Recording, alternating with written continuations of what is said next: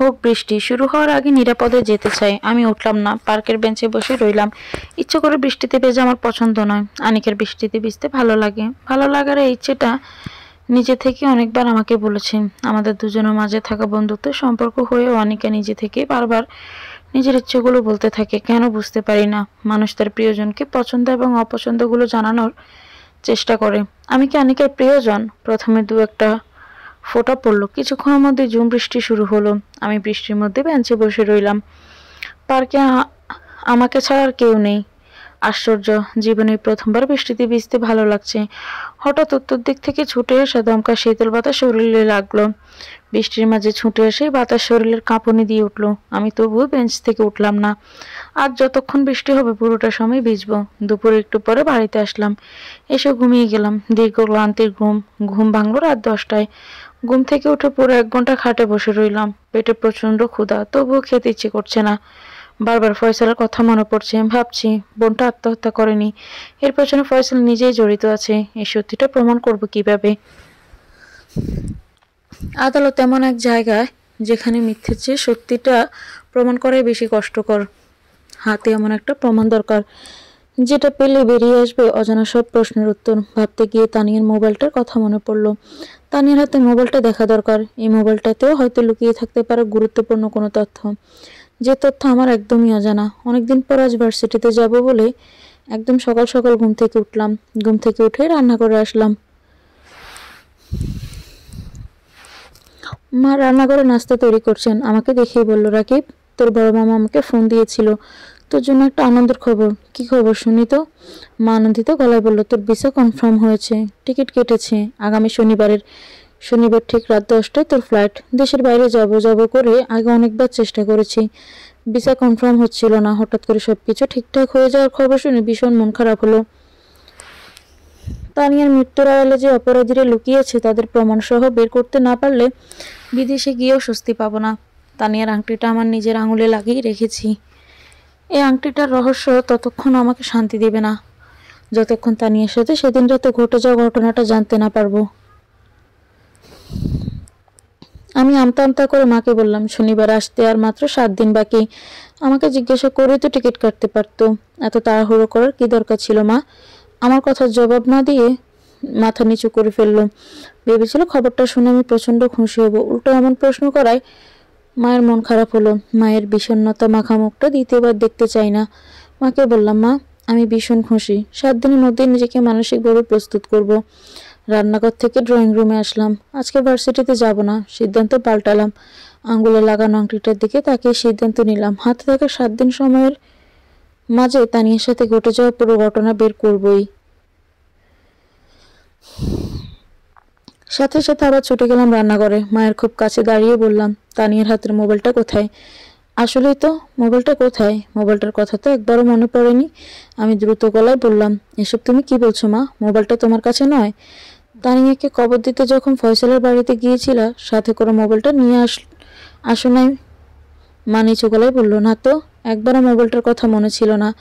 ফয়সাল নিজেও তো মনে করে দিলে পারতো। দিয়ে তো ও দেয়নি। হয়তোবা ফয়সালেরও খেয়াল ছিল না।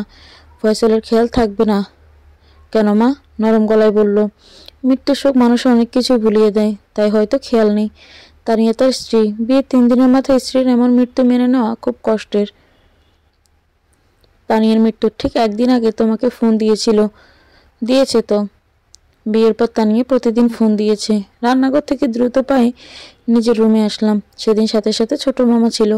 ফয়সাল ছোট মামার কাছে তানিয়ার ফোনটা দিয়ে দেয়নি তো। ফোন দেওয়ার সাথে সাথে ছোট মামা ফোন রিসিভ করলেন। বললেন, শুনলাম তোর সব পেপার কনফার্ম হয়েছে। শুনে আমার অসম্ভব ভালো লাগলো। তোর মুখ থেকে খবরটা শোনার অপেক্ষায় ছিলাম। আমি আগেই জানতাম আমার কাছে তোর ফোন আসবে। মামা আরও একটা গুরুত্বপূর্ণ কারণে ফোন দিয়েছি। তানিয়ার হাতের ফোনটা আপনার কাছে আছে? না তো, আমার কাছে ফোন আসবে কিভাবে? কেন সেদিন ফয়সাল তাদের বাড়ি থেকে আসার সময় তানিয়ার ফোনটা দিয়ে দেয়নি? প্রশ্নের জবাব দিতে ইচ্ছে করলো না। আমি ফোনটা রেখে দিলাম। হাতে মাত্র 7 দিন সময়, এক মুহূর্ত সময় নষ্ট করা যাবে না। আমি নাস্তা শেষ করে শার্ট গায়ে দিয়ে সাথে সাথে বাড়ি থেকে বের হলাম। ফয়সালের বাড়িতে ঢুকে শুনলাম ফয়সাল বাড়িতেই আছে, আজ তার অফিস বন্ধ। আমি ড্রয়িং রুমের সোফায় বসলাম। এই কয়েকদিনে ড্রয়িং রুমের সামান্য একটু পরিবর্তন এসেছে। ড্রয়িং রুমের টিভিটার ঠিক বাম পাশে তানিয়ার একটা ছবি টাঙানো ছিল। ছবিটা তানিয়ার পাশে ফয়সাল দাঁড়িয়েছিল। বিয়ের দিন তোলা হয়েছিল ছবিটা। দেখলাম ছবিটা এখন টাঙানো নেই। ড্রয়িং রুমের চারপাশ ভালো করে তাকালাম, কোথাও নেই। ফয়সালের মা নুডলস নিয়ে এসেছে। টি টেবিলে নুডলস রেখে বললেন, তোমাকে দেখে ভালো লাগলো। তানিয়ার মৃত্যুর পর এখন বেশিরভাগ সময় একা একা লাগে। মাত্র 3 দিনই মেয়েটার সাথে ভালো বোঝাপড়া তৈরি হয়েছিল।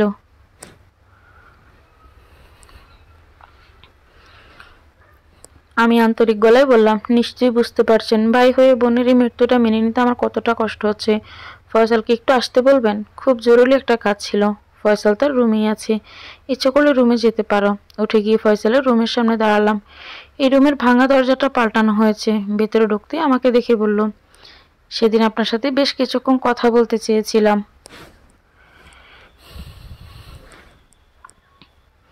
আমি আন্তরিক গলায় বললাম, ধৈর্য ধরে কথা শোনার মতো পরিস্থিতি সেদিন ছিল না। কি বলবো এখন বলো। শুনলাম আপনি নাকি বেশ কয়েকবার থানায় গিয়েছেন। তানিয়ার আত্মহত্যার রিপোর্ট বের হওয়ার পরেও আপনার কাছে সবকিছু অবিশ্বাস মনে হয় কেন? আমি একবার নিজের আঙুলের আংটিটার দিকে তাকালাম, তারপর ফয়সালের দিকে তাকিয়ে বললাম, এখন এসেছে তানিয়ার ব্যবহার করা মোবাইলটা নিয়ে যেতে। তানিয়ার মোবাইল কোথায়? ফয়সাল কথা শুনে চমকে উঠল। নিজেকে স্বাভাবিক রাখার চেষ্টা করে আমার দিকে একই সাথে বিস্ময়ের ভয় নিয়ে তাকালো। এই প্রথমবার ফয়সালের চোখে ভয়ের স্পষ্ট ছাপ ফুটে উঠেছে। ফয়সাল মোবাইলটা বের করার জন্য খাটের সাথে থাকা ড্রয়ারটা খুললো। আমি ভাবলাম মোবাইলটা তার এত কাছে থেকেও ও নিজে থেকে আগেই ফিরিয়ে দিতে চায়নি কেন? তানিয়ার মৃত্যুর এতদিন হয়েছে, একবারও কি ফিরিয়ে দেওয়ার কথা মনে ছিল না? ফয়সাল ড্রয়ার থেকে তানিয়ার মোবাইলটা বের করলো। আমি মোবাইলটা হাতে নিলাম। মোবাইলটাতে এখন 10% চার্জ রয়েছে। মোবাইলটার ফোন লিস্টে ঢুকে সাথে সাথে পুরোপুরি শিওর উঠলাম। আশ্চর্য, ফোন লিস্টে একটা নাম্বারও নেই। সবগুলো নাম্বার ডিলিট করে দেওয়া হয়েছে।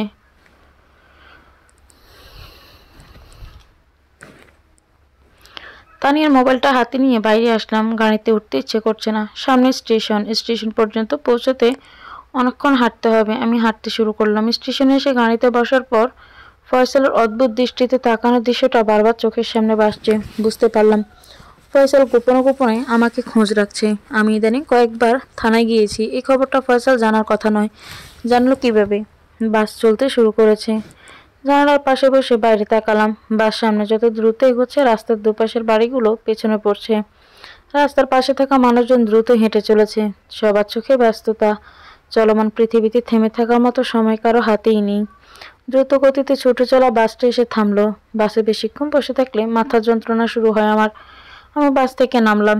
একজন অপরিচিত বৃদ্ধ মহিলার কাছে এসে বলল, বাজান, 10টা টাকা দিবেন? আমি পকেট থেকে মানিব্যাগ বের করে বললাম, এই বয়সে এসে আপনাকে ভিক্ষা করতে হচ্ছে? কি করব বাজান বলো। স্বামী মারা গেছে অনেকদিন হলো।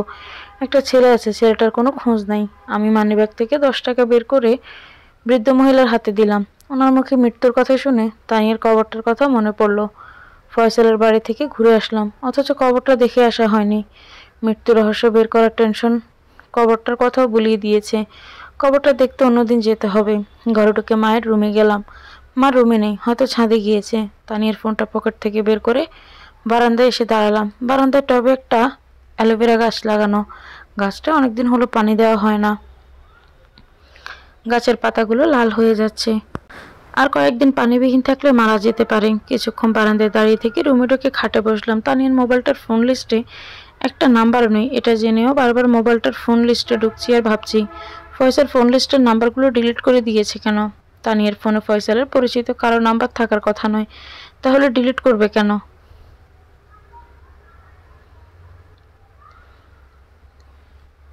ভাবতে গিয়ে মনে পড়লো, তানিয়া কি এমন কারো ফোন নাম্বার পেয়েছিল যে মানুষটার সাথে ফয়সালের ভালোবাসার সম্পর্ক চলছিল?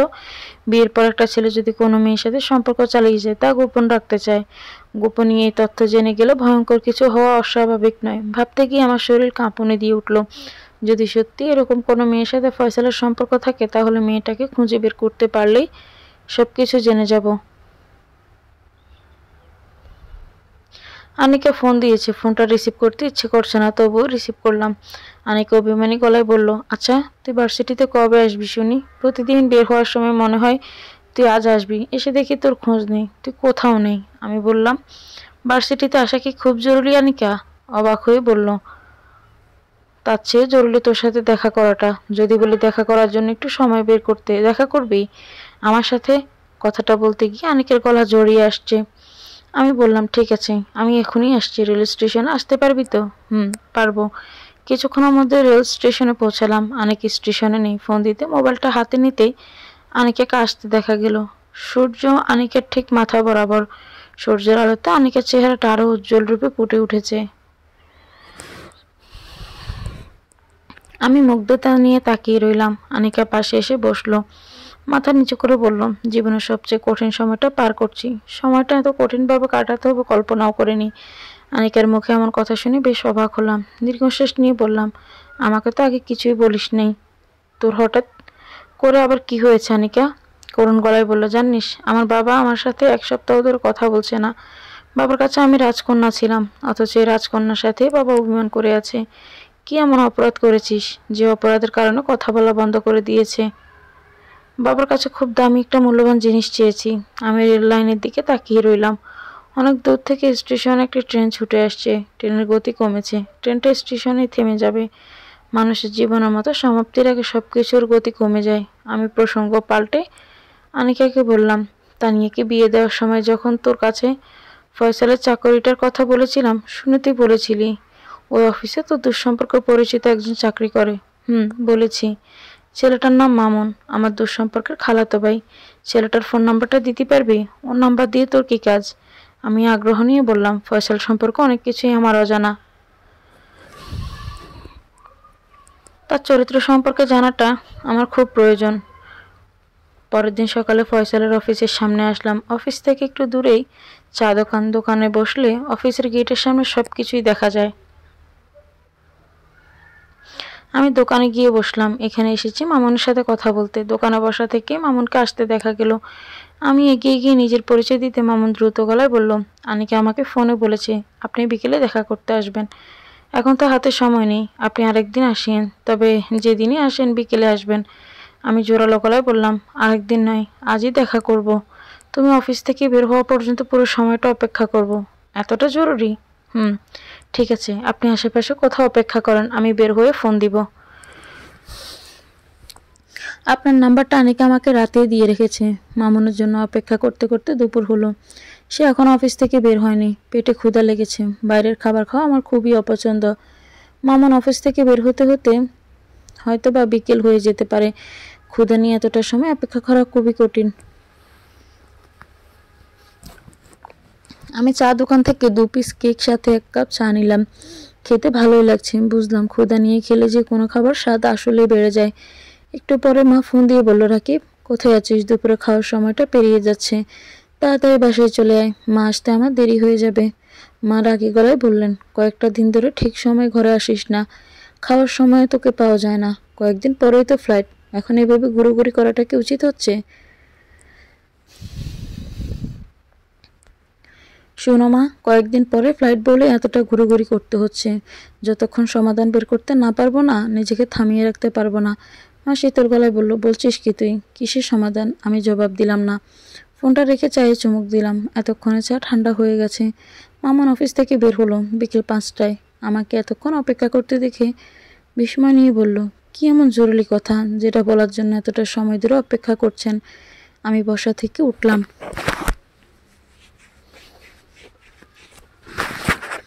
অনেকক্ষণ বসে থাকার আর বসতে ইচ্ছে করছে না। মামুন আপনার পাশাপাশি হাঁটছে। আমি বললাম, একজন মানুষ সম্পর্কে জানতে এসেছি। নাম বললে অবশ্যই চিনবে। জি, নামটা বলুন। ফয়সাল নামের কাউকে চিনো? অবশ্যই চিনি। কি হয়েছে ফয়সালের? আমি নরম গলায় বললাম, ফয়সালের কিছুই হয়নি। যা হয়েছে আমার বোনটার হয়েছে। ফয়সালের সাথে বোনটার বিয়ের হওয়ার 3 দিনের মাথায় আত্মহত্যা করে মারা যায়। মামুন বিস্ময় নিয়ে বলল, আপনার বোনের সাথে বিয়ে হয়েছে মানে? ফয়সালের সাথে চাকরি করা আমাদের অফিসের কেউ তো জানি না। ফয়সালের কলিগ তিশাকে রেখে অন্য কাউকে বিয়ে করবে কেন? আমি সাথে সাথে হাঁটা বন্ধ করে দাঁড়িয়ে গেলাম। হতভম্ব হয়ে মামুনের দিকে তাকিয়ে বললাম, বিয়ের কথা অফিসের কাউকে জানায়নি? তিশা মেয়েটা আবার কে? মামুন বলল, তিশা আমাদের অফিসেরই চাকরি করে। তিশার সাথে ফয়সালের রয়েছে ভালোবাসার গভীর সম্পর্ক। খুব শীঘ্রই দুজনকে বিয়ে করার কথা। মনে হচ্ছে আমার পা দুটো বরফের মতো জমাট বেঁধে যাচ্ছে। সামনে এগিয়ে যেতে খুব কষ্ট হচ্ছে। আমি সামনের দিকে পা বাড়ানোর চেষ্টা করতে করতে ভাবছি, তানিয়া কি তাহলে সেদিন রাতে তিশা সম্পর্কে জেনে গিয়েছিল? প্রতিটা দিন খুব দ্রুত এগোচ্ছে। হাতে থাকা সময়টা সঠিকভাবে কাজে লাগানোর চেষ্টা চালিয়ে যাচ্ছি। মাঝরাতে আনিকার নাম্বার থেকে আসা ফোনে ঘুম ভাঙল। ফোনটা রিসিভ করতে আনিকা হাসি মুখে বলল, রাকিব জানিস, আজকের দিনটা আমার জন্য পৃথিবীর সবচেয়ে আনন্দের দিন। বাবা অভিমান ভেঙে তার রাজকন্যার সাথে কথা বলেছে, মেনে নিয়েছে আমার সকল চাওয়া। আমি সহজ গলায় বললাম, কি এমন চেয়েছিলি তোর বাবার কাছে মেনে নিতে এতটা দিন লেগেছে? আমাকে বিস্মিত করে দিয়ে বলল, আমি সারা জীবনের জন্য তোর হতে চেয়েছি। বাবাকে বলেছি আমার ভালোবাসার কথা। সেদিন হসপিটালে যাওয়ার পর তোর মায়ের চোখে তানিয়ার প্রতি যে ভালোবাসা দেখেছি, সে ভালোবাসার সামান্যটুকু পেতে তোর মাকে আমি মা ডাকতে চাই। আমি আমতা আমতা করে বললাম, বলছিস কি এসব? সারা জীবনের জন্য আমার হতে চাস মানে? হঠাৎ করে আসা আবেগ নিয়ে এমন সিদ্ধান্ত নিয়েছিস কীভাবে? যা বলছি ভেবে চিন্তেই বলছি। আমার এই বয়সটা আবেগের নয়, আবেগ মাখানো বয়সটা পেছনে ফেলে এসেছি। তুই তো জানিস আমাদের সম্পর্কটা শুধু বন্ধুত্বের। আনিকা আত্মবিশ্বাসী গলায় বলল, যেদিন তোর মাকে দেখতে হসপিটালে গিয়েছি সেই দিনই আমি তোরে ভালোবেসে ফেলেছি। জানিস, খুব ছোটবেলায় মাকে হারিয়েছি। সন্তানের প্রতি একজন মায়ের কতটুকু ভালোবাসা থাকে সেদিন হসপিটালে না গেলে বুঝতাম না। আমি মমতাময়ী সে মায়ের ভালোবাসা নিয়ে বাকিটা জীবন বাঁচতে চাই। পরের দিন রাতেই আমার ভালোবাসার কথাটা তোকে জানিয়ে দিতাম, বাবা যদি রাজি না হয় তাই জানাইনি। আজকে বাবাকে রাজি করিয়েছি, এখন তুই ফিরিয়ে দিবি আমায়? আনিকার কথা শুনে পুরোপুরি থমকে গেলাম। পৃথিবীতে এত শব্দ থেকেও আনিকাকে বলার মতো কোনো শব্দ পাচ্ছি না। দীর্ঘক্ষণ চুপ থেকে বললাম, আনিকা, তোরে হয়তো বলা হয়নি, আগামী শনিবার আমার ফ্লাইট। আমি এই জন্মভূমি ছেড়ে চলে যাচ্ছি অনেক দূরে, বহুদূর। আনিকা জবাব দিল না। আমি ফোনটা কানে লাগিয়ে বসে আছি। একটু পরে অপর প্রান্ত থেকে কান্নার শব্দ শুনতে পেলাম। আনিকা কাঁদছে, হাউমাউ করে কাঁদছে। মাঝরাতে ঘুম ভেঙে গেলে ঘুম আসতে অনেক দেরি হয়। আমি আনিকার ফোনটা কেটে দিয়ে ঘুমানোর চেষ্টা করলাম। আনিকার কান্নার শব্দটা বারবার কানে বাজছে। আমি তো সম্পূর্ণ আগ্রহ নিয়ে অগ্রাহ্য করে ঘুমিয়ে গেলাম। একটু পরে আবারও ঘুম ভাঙলো। ঘুম ভেঙেছে একটা দুঃস্বপ্ন দেখে। আমি ভয় পেয়ে খাটের উপরে উঠে বসলাম। রুমের লাইট জ্বালালাম। তানিয়ার মৃত্যুর পরে প্রথমবার তানিয়াকে স্বপ্নে দেখলাম। স্বপ্নের ভেতর তানিয়া আমার কাছে আংটিটা চাইলো ফিরিয়ে দেওয়ার জন্য। পুরো রুম থেকে তন্ন তন্ন করে খুঁজলাম। ঠিক যখনই মনে হলো আংটিটা আমার আঙুলে লাগানো, তাকিয়ে দেখি তানিয়া নেই। ছোট এই স্বপ্নটা দেখে গলা শুকিয়ে গেছে, মনে হচ্ছে প্রাণের তৃষ্ণায় মারা যাব। পাশে থাকা জগ থেকে এক গ্লাস পানি খেয়ে ভাবলাম খুব সকালে তানিয়ার কবরটা দেখতে যাব। ঘুম থেকে উঠে নাস্তা করে বাইরে বের হলাম। বাসে করে ফয়সালের বাড়িতে আসতে আসতে অনেকক্ষণ লাগলো।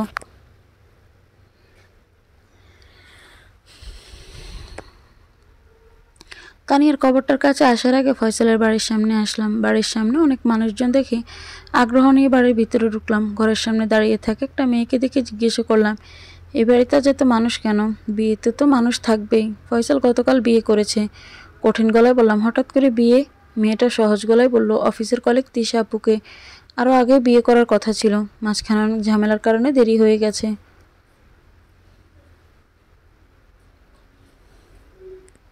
কথাটা শুনে মেয়েটার দিকে এক দৃষ্টিতে তাকিয়ে রইলাম। এখানে দাঁড়াতে এক মুহূর্ত ইচ্ছে করছে না। আমি পেছন ফিরে হাঁটতে শুরু করলাম তানিয়ার কবরটার দিকে। তানিয়ার কবরটার উপরে দেওয়া মাটিগুলো শুকিয়ে গেছে, ছোট ছোট ঘাস উঠতে শুরু করেছে। আমি কবরের পাশে বসে ভাবছি, ঘাসগুলো একদিন আরো বড় হবে, পরিবর্তন হয়ে যাবে সবকিছু। পাল্টে যাওয়ার সময়ের সাথে সাথে একসময় মানুষ সবকিছুই ভুলে যাবে। বাড়িতে আসতে আসতে সন্ধ্যা হয়েছে। ঘরে ঢুকে আঙুলে লাগানো আংটিটার দিকে হতাশ চোখে তাকালাম। তিসের সাথে ফয়সালের বিয়ে হয়েছে। বিয়ের পর একটা মেয়ের সবচেয়ে আপনজন হয় তার স্বামী। এমন অবস্থায় তিশার কাছ থেকে ফয়সাল সম্পর্কে কিভাবে জানবো? সকাল থেকেই বারবার আনিকের কথা ভুলে থাকার চেষ্টা করছি, ভুলে থাকতে পারছি না।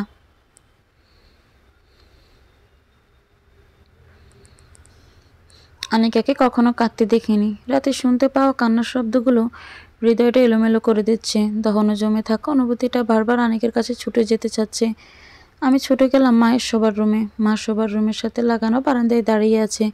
আমাকে দেখে এগিয়ে আসলো। আমি বললাম, আমার বিয়ের ব্যাপারে তোমাকে কথা বলার জন্য আগামীকাল আনিকার বাড়িতে যেতে হবে। আমার কথা শুনে মা কিছু একটা বলতে চেয়েছিল। আমি মাকে থামিয়ে দিয়ে বললাম, ভালোবেসে প্রিয় মানুষটার জন্য যদি কে চোখের জল ফেলে সেই জল কখনোই মিথ্যে হতে পারে না মা। মা আমার চোখের দিকে তাকিয়ে হাসলো। অনেকদিন পর মায়ের মুখে মমতা মাখানো হাসিটা দেখলাম। আজকে রাতে আনিকের সাথে মা ফোনে কথা বলল। আনিকের বাড়িতে আমরা আগামীকাল আসবো। শুনে সে আবারও কাঁদলো। এবারের এই কান্না আনন্দ মেশানো, আত্মতৃপ্তি মেশানো আনন্দ। পরের দিন সকালে ঘুম থেকে উঠে গোসল করলাম। মা আমার আগেই তৈরি হয়ে আছে। মাকে সাথে নিয়ে রুম থেকে বের হলাম। গেটের কাছে আসতেই দারোয়ান বলল, একটা আপা এসেছিল, এসে তোমার ফোন নাম্বার নিয়ে গেছে।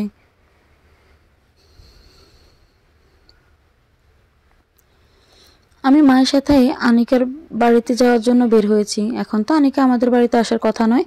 আনিকের কাছে আমার ফোন নাম্বার রয়েছে। তাহলে কে এসেছে? দারোয়ানকে কঠিন গলায় বললাম। আপা মানে? যে মেয়েটা এসেছিল মেয়েটাকে চেনেন? না, যে আগে কখনো দেখিনি। পরিচিত হলে ফোন নাম্বার দিয়েছেন কেন? মেয়েটা এসেই বলল সে তানিয়ের পরিচিত। মা নরম গলায় বলল, হয়েছে তো রাকিব, একটা শুভ কাজে যাচ্ছি, শুধু শুধু এত কথা বাড়ানোর কি দরকার? আমি বললাম, মা শুনো, তানিয়ের পরিচিত কেউ হলো আমাদের বাসার ভিতরে আসবে। দারোয়ানের কাছ থেকে আমার নাম্বার নেবে কেন? মা চুপ করে আছে। আমি দারোয়ানকে বললাম, শুধুই কি নাম্বার চেয়েছে, আর কিছু বলেনি? দারোয়ান মাথা নিচু করে বলল, না, আর কিছুই বলেনি।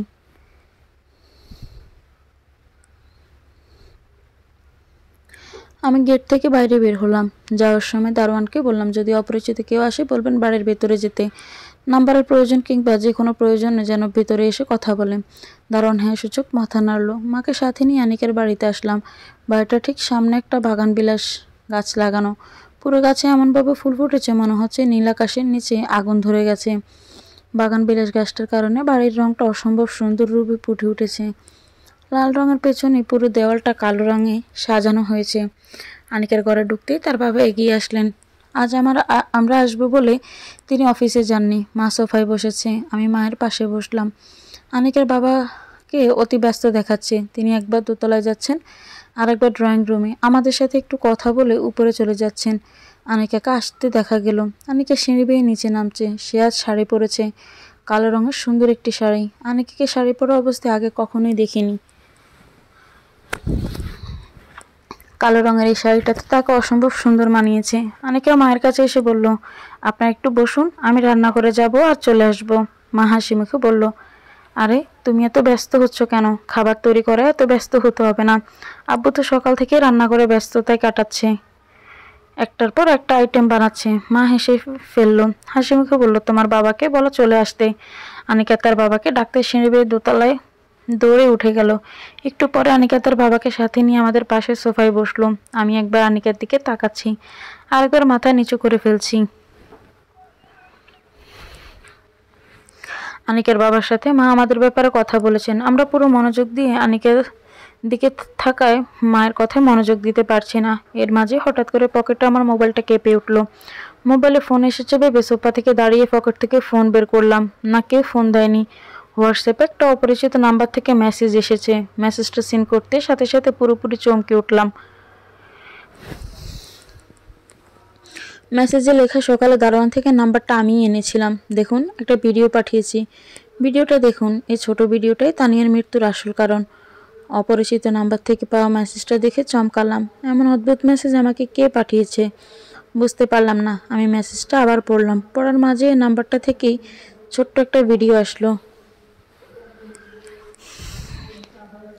ভিডিওটা চালু হতে দেরি হচ্ছে। আমি আনিকের সামনে থেকে একটু দূরে সরে এসে দাঁড়ালাম। মা সোফায় বসে আনিকের বাবার সাথে আমাদের বিয়ের তারিখের ব্যাপারে আলোচনা করছেন। মোবাইলে 3 মিনিটের ছোট ভিডিওটা চালু হয়েছে। আমি গভীর আগ্রহ নিয়ে তাকালাম। কয়েক সেকেন্ড যাওয়ার পর আমার পুরো শরীর কেঁপে উঠল।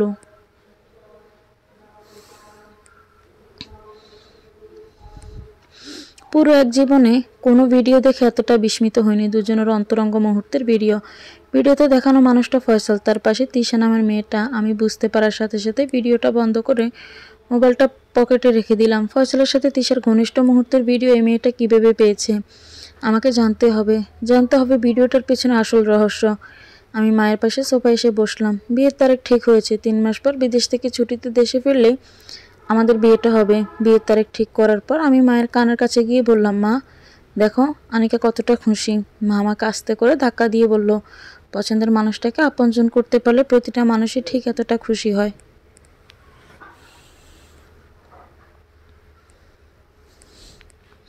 মেয়েটাকে ঠিক এরকমভাবে সারাটা জীবন সুখী রাখার চেষ্টা করবি। মায়ের কথা শুনে আমি হেসে ফেললাম। আনিকা আমার দিকে তাকিয়ে আছে। কেন জানি আনিকার দিকে তাকাতে লজ্জা লাগছে। আমি লজ্জায় আনিকার দিকে তাকাতে পারলাম না।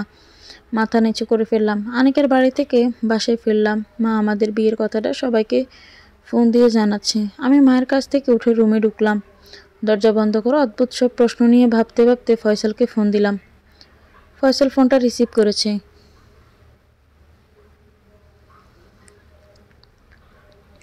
রিসিভ করতেই বললাম, তোমার ফোনে একটা ছোট্ট ভিডিও পাঠিয়েছি, যদি সময় থাকে ভিডিও দেখে নিও একবার। ফয়সাল সহজ গলায় বলল, কিসের ভিডিও? আমি জবাব না দিয়ে ফোনটা কেটে দিলাম। খাটে হেলান দিয়ে বসলাম, অপেক্ষা করছি ফয়সালের ফোনের। ভিডিওটা দেখে ফয়সাল আমাকে ফোন দিতে দেরি করার কথা নয়। 5 মিনিট পরে ফয়সালের ফোন আসলো। আমি রিসিভ করার সাথে সাথে বরফ শীতল গলায় বলল, কোথায় পেয়েছেন আমার এই ভিডিও? আমি বললাম, খুব ভয় পেয়েছ? সত্যি করে বলবে, এই ভিডিওটার সাথে আমার বোন তানিয়ার আত্মহত্যার কিসের সম্পর্ক? কোনো সম্পর্ক নেই, বিশ্বাস করেন আমাকে। ভিডিওটার সাথে তানিয়ার আত্মহত্যার কোনো সম্পর্ক নেই। আমি জানতাম তুমি সত্যি বলবে না। এই ভিডিওটাই তানিয়ার মৃত্যুর পেছনে সব সত্যি বের করে দিবে। আমি এখন উচ্চ আদালতে যাব। ভিডিও হাতে আছে, আশা করি মৃত্যুর রহস্য বের করতে খুব একটা দেরি হবে না।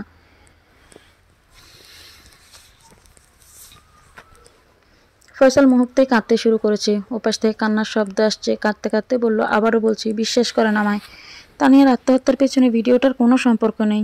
আমি ফোনটা কেটে দিলাম। কেটে দেওয়ার সাথে সাথে ফয়সাল আবার ফোন দিয়েছে। ফোনটা রিসিভ করলাম। ফয়সাল বলল, ফোনটা কেটে দিয়েছেন কেন? এখনই উচ্চ আদালতে যেতে হবে, হাতে খুব একটা সময় নেই। মামলা করার পর আত্মহত্যার পেছনে আসল রহস্য খুঁজে বের করব। তাই ফোনটা কেটে দিয়েছে। কথা শুনে ফয়সাল প্রচণ্ড ভয় পেল। আমাকে বিষণ্ণ গলায় বলল, প্লিজ তানিয়ার মৃত্যুর ব্যাপারে আদালতে যাবেন না। যদি আইনি জটিলতায় না জড়ান তাহলে আপনাকে সত্যিটা বলবো। সত্যিটা শোনালে পুলিশের হাত থেকে আমাকে বাঁচিয়ে দেবেন তো? আমি কিছুক্ষণ চুপ থেকে বললাম, আচ্ছা ঠিক আছে, কথা দিলাম। ফয়সাল বলল, সেদিন তানিয়া আত্মহত্যা করেনি, তানিয়াকে আমি নিজেই শ্বাসরুদ্ধ করে মেরে ফেলেছি। আত্মহত্যা বলে চালিয়ে দেব বলেই পাখায় টাঙানো রডের সাথে তানিয়ার লাশ ঝুলিয়ে দিয়েছি। কথাটা শুনে আমার পুরো শরীর কাঁটা কাঁটা দিয়ে উঠল। কানের কাছে ফোনটা ধরে রাখতে কষ্ট হচ্ছে। আমি আমতা আমতা করে বললাম, কেন খুন করেছিলি আমার প্রিয় বোনটাকে? ফয়সাল বলল, কারণ আপনার পাঠানো ভিডিওটা অফিসে যাওয়ার সময় ভুল করে আমার মোবাইলটা বাসায় রেখে চলে যাই। আমার ফোনে থাকে ভিডিওটা তানিয়া দেখে ফেলে।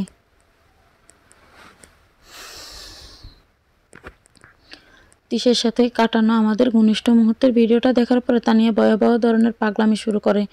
তানিয়া এটা মেনে নিতে পারেনি। যখন শুনল তিশার সাথে বিয়ের পরে এই সম্পর্ক চলমান রেখেছি, সে আমার এই অপরাধ সবাইকে জানিয়ে দিতে চেয়েছিল। তানিয়াকে অনেকবার আটকে রাখার চেষ্টা করেছি, আটকাতে পারিনি, তাই তো শ্বাসরুদ্ধ করে মেরে ফেলেছি। বিষণ্ণতা মাখানো একটা দীর্ঘশ্বাস নিয়ে বললাম, তুমি একজন খুনি। তিশাটা জানে?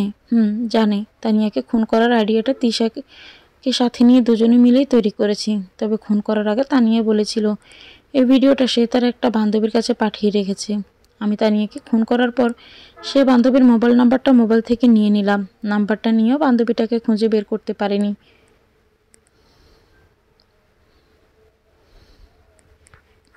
অনেক খুঁজেছি, কোথাও খুঁজে পাইনি। আমি জবাব দেওয়ার বাসা হারিয়ে ফেললাম। ফয়সাল বলল, প্রথমেই তিশাকে বিয়ে না করে তানিয়াকে বিয়ে করেছে কেন জানেন? আমি জানতে চাইলাম না, কোনো কিছুই জানতে ইচ্ছে করছে না। ফোনটা কেটে দিয়ে দৌড়ে মায়ের রুমে গেলাম। মাকে জড়িয়ে ধরে কাঁদলাম। মা বারবার জিজ্ঞাসা করছে, কাঁদছিস কেন? কান্নার কারণটা মাকে বলতে গিয়েও বলতে পারছি না। হাতে মাত্র একটা দিন সময় রয়েছে, একদিন পরে ফ্লাইট। আমি পুরো দিনটা কিছুই মুখে দিলাম না। খেতে ইচ্ছে করছে না। মা কয়েকবার করে খাওয়ানোর কথা বলছেন। মায়ের কথা রাখতে রাতে 1 প্লেট ভাত খেয়ে ঘুমিয়ে পড়লাম। ঘুম ভাঙলো খুব সকালে। মাথাটা ব্যথা শুরু হয়েছে। ফয়সালের মুখ থেকে কথাগুলো শোনার পর তা বারবার মনে পড়তে মাথা ব্যথা শুরু হয়ে যায়।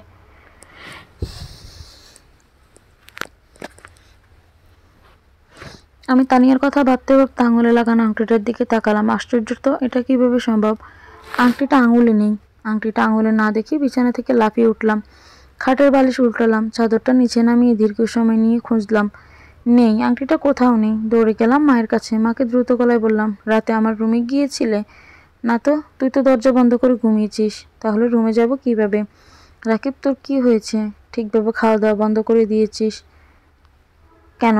আমি জবাব না দিয়ে দ্রুত পায়ে নিজের রুমে ছুটে আসলাম। আরও একবার পুরো বিছানা উল্টো পাল্টে দেখলাম। আংটিটা আঙুল থেকে খুলে যাওয়ার কোনো সম্ভাবনা নেই, খুললেও বিছানার উপর থাকার কথা। তাহলে কোথায় উধাও হয়ে গেল? তানিয়ার রহস্যময় এই আংটিটা খুনিকে বের করার জন্য হৃদয়ে যে তাড়া তৈরি করছিল। আংটিটা হারিয়ে যাওয়ার পর থেকে সে পুরোপুরি কমে গেছে। আংটিটা হারিয়ে যাওয়ার পর তানিয়ার মৃত্যু নিয়ে অনেকবার ভাবার চেষ্টা করেছি সবার চোখের আড়াল হয়ে মৃত্যুর দিন আমাকে আংটিটা দিয়ে যাওয়ার পেছনে রহস্য বের করতে।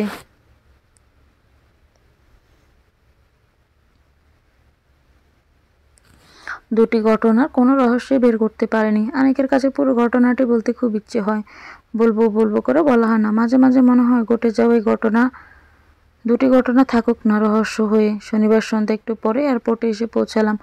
আমাকে এগিয়ে দিতে মায়ের সাথে আনিকা এসেছে। আনিকার ভীষণ মন খারাপ, পুরো সময়টা একদম চুপচাপ। এয়ারপোর্টের ভেতরে গেটে ঢোকার সময় হয়ে গেছে। মায়ের কাছ থেকে বিদায় নিয়ে আনিকার কানের কাছে এসে বললাম, মাত্রই তো 3টা মাস, দেখবে সময়টা দ্রুত কেটে যাবে। এভাবে মন খারাপ করে থাকলে দেশে এসে কিন্তু একসাথে বৃষ্টিতে ভিজবো না।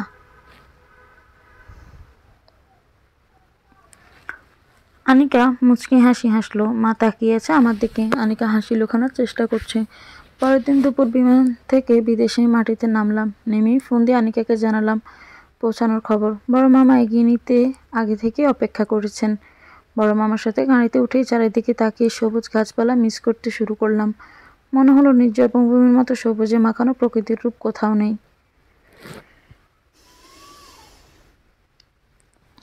গাড়ি থেকে নেমে রুমে আসলাম। বড় মামার পাশের রুমে থাকার জায়গা হয়েছে। রুমে ঢোকা মোবাইল ইন্টারনেট কানেক্ট নিয়ে অনলাইনে ঢোকার পরে আনিকার ফোন আসলো। ফোনটা রিসিভ করতে আনিকা দ্রুত গলায় বলল, রাকিব শোন, আমার দুঃসম্পর্কের খালাতো ভাই মামুন ফোন দিয়েছিল। ওই যে তোকে পরিচয় করিয়ে দিয়েছিলাম, ফয়সালের সাথে একই অফিসে চাকরি করে। চিনতে পেরেছিস?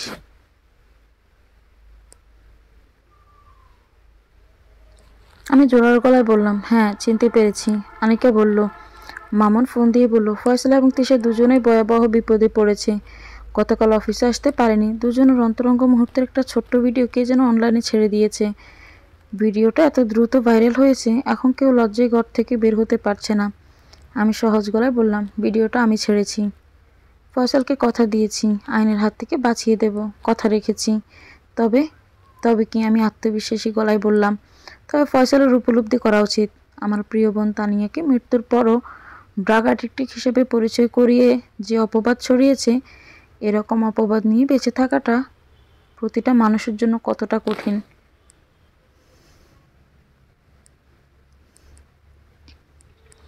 আনিকা কঠিন গলায় বলল, তিশা মেয়েটার কি অপরাধ ছিল? মেয়েটাকে ক্ষমা করা যায়নি? আমি শীতল গলায় বললাম, খুনিদের ক্ষমা করতে নেই। আনিকা চুপ করে আছে। আমি ফোনটা কেটে দিয়ে নিজেই নিজেকে প্রশ্ন করছি, যা করেছি ভুল করিনি তো?